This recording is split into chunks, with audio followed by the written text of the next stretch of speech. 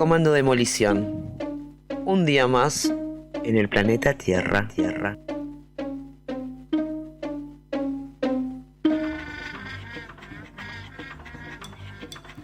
Continuamos en Comando Demolición y aquí estamos luego de una hermosa musiquita con la Negra Sosa. Ya estamos en comunicación telefónica con la doctora María Laura Carrizo. Ella es abogada ambientalista, coordinadora del área de ambiente de Fundeps, una fundación que trabaja políticas y derechos humanos. Ella, junto con todo su equipo del área de ambiente, realizaron el trabajo, una investigación y una sistematización de los efectos del cambio climático en la provincia de Córdoba, diagnósticos de fenómenos climáticos entre los años 2000 y 2020. Alta investigación. Hola, buenos días. María Laura, ¿cómo estás? Hola. Buenos días, hola, ¿cómo están? Gracias por la presentación. Bien, muy bien. Bueno, nuevamente, hola, ¿no? Ya habíamos conversado por otro tema ambiental. Y bueno, en esta oportunidad, y siendo que el día de ayer fue el Día Internacional de la Lucha contra el Cambio Climático, alto tema, ¿no? Que tendría que estar en las agendas, en uno de los primeros lugares de las agendas políticas.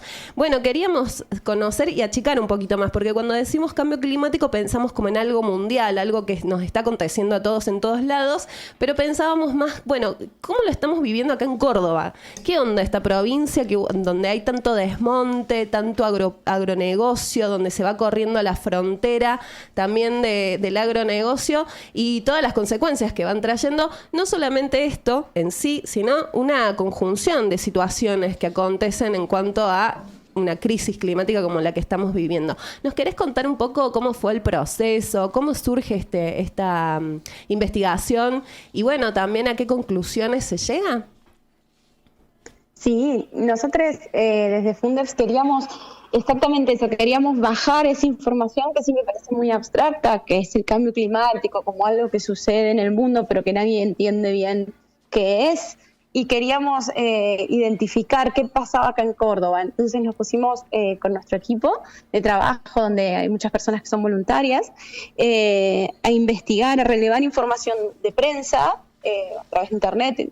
Googleábamos hasta la última página que nos aparecía en el Google, cuáles son estos fenómenos climáticos que suceden en Córdoba y que están vinculados al cambio climático. Entonces nos pusimos a relevar tormentas, ciclones, inundaciones, temporadas donde no llueve, incendios, y empezamos a identificar y a darnos cuenta de que en realidad había un proceso que termina siendo un proceso que es cíclico, que sucede cada año y que sucede cada vez con más frecuencia y con más intensidad, que son estos fenómenos que son extremos, donde aparecen, no sé, decenas de situaciones que a simple vista uno no las identifica o no las vincula con el cambio climático y no son más que la consecuencia de este cambio climático que ya estamos afrontando en todo el mundo.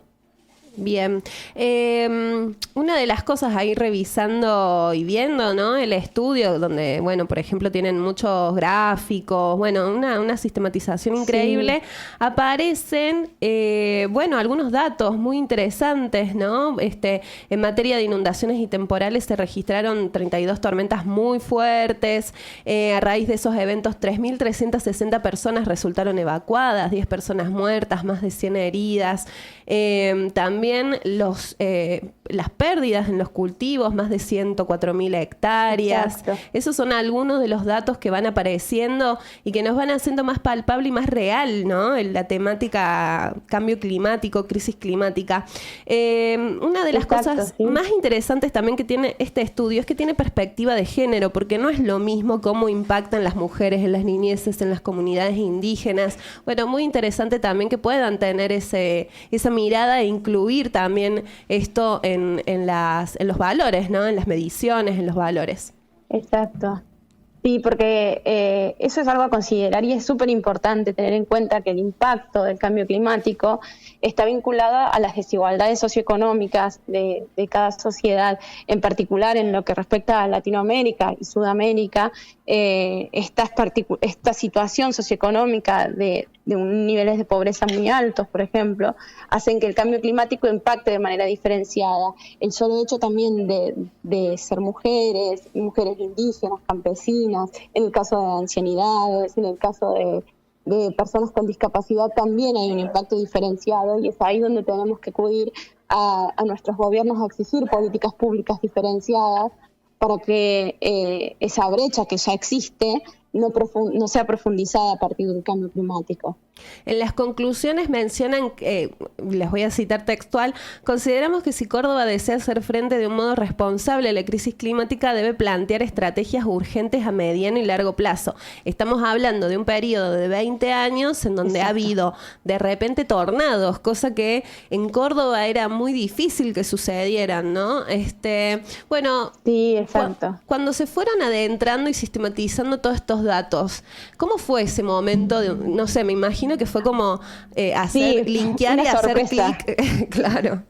Sí, fue una sorpresa. Eso, con mucho, quedamos muy, muy sorprendidos, muy impactados con ciertos datos que son como muy palpables: el granizo más grande del mundo, récord Guinness, inundaciones de miles y miles y miles de hectáreas, incendios de miles y miles y miles de hectáreas que están vinculados a procesos previos, que son, en Córdoba se da una situación que va de inundaciones a procesos de sequía muy, muy, muy prolongados, luego vienen los incendios y luego arranca de nuevo con granizos e inundaciones siempre en el medio. Ese proceso que viene siendo cíclico, creemos que es súper importante y es información muy valiosa para nuestras autoridades, porque es en base a ello donde ya pueden empezar a prever y a tomar decisiones a largo plazo. No es lo mismo considerar estos fenómenos aislados que considerarlos ya como un proceso cíclico que puede preverse, y además también empezar a tener en cuenta el impacto acumulativo de estos fenómenos. Claro. A ver, no sería lo mismo que en Córdoba, que se incendia por primera vez este año, a una Córdoba que se incendia año a año y donde cada vez es más profunda la degradación, por ejemplo, del monte, de las cuencas hídricas y demás. Sistematizaron. Entonces, cuando fuimos terminando, fue como, esto es muy, muy valioso sobre todo para las autoridades, para la toma de decisiones. Sí.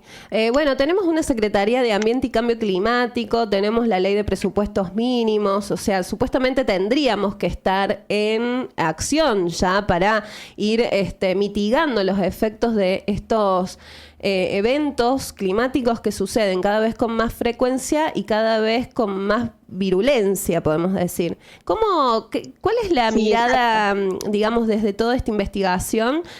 ¿Cuál es la observación que hace o el análisis que hace Fundeps en relación a las políticas públicas de la provincia?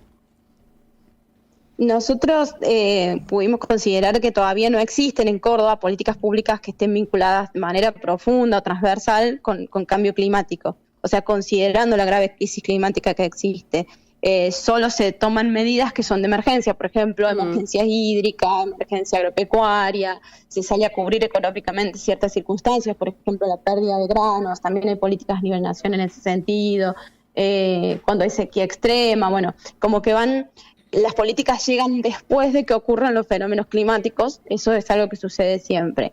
Entendemos que Córdoba está en condiciones y además está obligada, porque la Ley de Presupuestos Mínimos de Cambio Climático la obliga a diseñar un plan, que es un plan a largo plazo, que es el Plan Provincial de Respuesta, y ya está casi vencido el plazo para que Córdoba presente su plan, donde tiene que diseñar una política pública donde haya estrategias urgentes, como decías vos, a mediano y corto plazo, para poder empezar primero que nada, a prever estos fenómenos y a dar respuesta a cómo vamos a actuar ante ellos. Y sobre todo lo que son políticas públicas de carácter preventivo, porque en ambiente siempre es importante considerar que el ambiente se agota y el daño que se produce no es un daño que se pueda reparar ni económicamente ni de ningún otro modo, o a veces tarda muchos años en repararse. Entonces la esencia y la clave tiene que estar puesta en la prevención. Bien. Una consulta más que tiene que ver con cómo accedemos a ¿cuánto tiempo les llevó? Primero, porque es alta investigación, y cómo accedemos a leerlo para quienes nos están escuchando y dicen, che, qué interesante esto que están contando las chicas, ¿dónde podemos encontrarlo? Dale. Sí, nos llevó un montón de tiempo. Éramos mucha gente trabajándolo y nos llevó mucho tiempo, porque como te digo, hacíamos búsquedas en internet, era re largo, y después sistematizar también nos llevó mucho tiempo, te digo que un año entero. Está disponible en nuestra página web, en la página web de Fundeps, que es fundeps.org. ahí tienen todas las publicaciones de todas las áreas, en particular las del área de ambiente, están donde dice ambiente, y si no hay etiquetas también que te llevan ahí a encontrarlo. De última, si no, nos escriben algunas de nuestras redes y demás, y nosotros se los pasamos. Y sí, fue un trabajo hermoso, pero también lo consideramos una herramienta muy valiosa. Hemos intentado acercarlo a las autoridades, no tuvimos éxito aún. Vamos a seguir insistiendo, sobre todo por esto que te mencionaba, en que en diciembre vence el plazo para que la provincia presente su plan de respuesta provincial. Y bueno, queríamos más o menos estar al tanto de cómo viene ese proceso y entendíamos que era una herramienta útil también para diseñar ese plan. No es fácil a veces acceder a las autoridades, en este caso no tuvimos éxito. ¿Con la Secretaría de Ambiente? Vamos a seguir intentándolo. ¿Con la Secretaría de Ambiente? Exacto, o con...? Sí.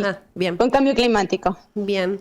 Con cambio climático hubo un cambio de autoridades en el medio, una situación así, quedamos en el medio entrampadas. Uy, bueno, ojalá que pronto pueda darse. Qué alarmante que con la situación que estamos viviendo en Córdoba en particular, ¿no? Ni hablar en el mundo o en Argentina, que no tengan publicado, que no trabajen sobre un plan cuando es una obligación, aparte, hacerlo. Una última... Sí, aparte... Sí. Sí, perdón. Aparte también es un plan que debería tener participación ciudadana y que debería atender a la demanda de la comunidad. Entonces también nos preocupa ese punto, que es un punto esencial, que sea consensuado con las comunidades y que sea trabajado a partir de las necesidades y demandas de la comunidad. Por eso nuestra intención es participar y formar parte del diseño de ese plan, que no sabemos en qué andará, vamos a estar preguntando en estos días, porque vence ese plazo.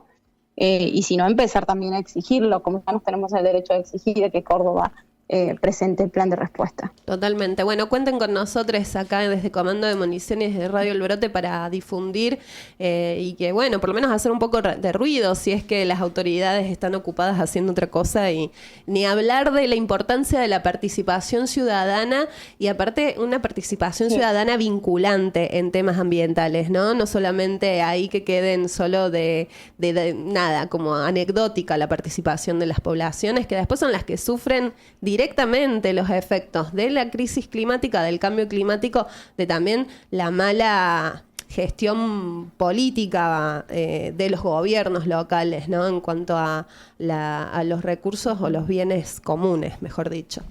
Una última pregunta y ya con esto cerramos la nota, y te agradecemos muchísimo tu tiempo y toda la data, o sea, alto laburo que hicieron. Esto tendría que estar en las mesas de todos los políticos. O sea, yo no entiendo cómo no lo están revisando y están pensando cómo hacer para frenar todo esto. Estamos en momento de balotaje. Se nos viene un balotaje ahora dentro de poquito. Tenemos un candidato que es negador compulsivo de un montón de cosas y de derechos humanos, pero sobre todo de la crisis climática. ¿Qué reflexión podés hacer para nuestra audiencia, para nosotras mismas, si tenemos un gobierno que de por sí le pone poca onda a la cuestión de la agenda en cuanto a cambio climático, pero cuando se lo niega totalmente ya es otro escenario? Sí, exacto. Mucha preocupación, mucha preocupación, no solo desde nuestra fundación, sino también de otros espacios con los que compartimos, redes y demás.